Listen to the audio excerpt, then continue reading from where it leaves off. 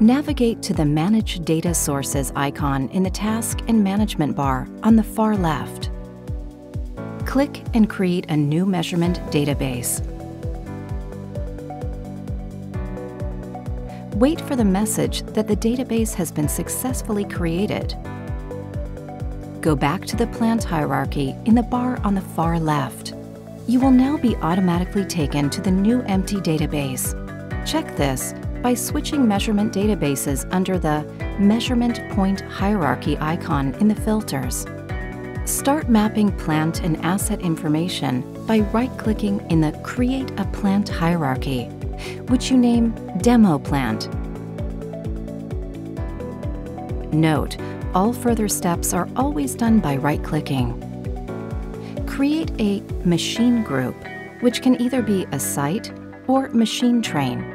Note, up to 12 levels can be created to divide large assets into areas or sections until you eventually get to the individual machine.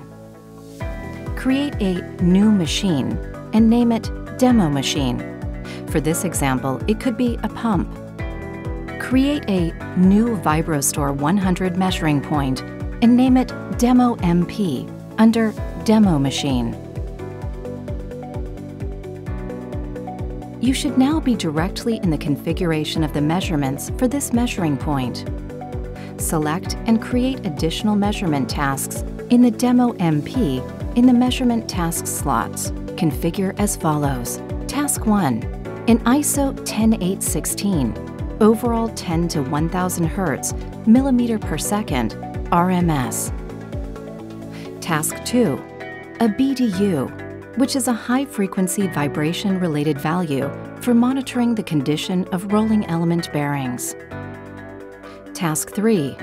A time signal according to ISO up to 1000 Hz for post-calculating a spectrum from the time signal in Task 4. Task 4. Select a DSP FFT and assign it to the time signal from Task 3. Also perform an ISO FFT. You should be able to automatically trend typical symptom overalls that may indicate unbalance, misalignment, or looseness. There is also the possibility to enter alarms for up to 10 monitoring bands for the FFT. Note the foolproof interactive GUI table for assigning alarm limits, according to ISO 10816 for classified machine types, for example, a pump with more than 15 kilowatts.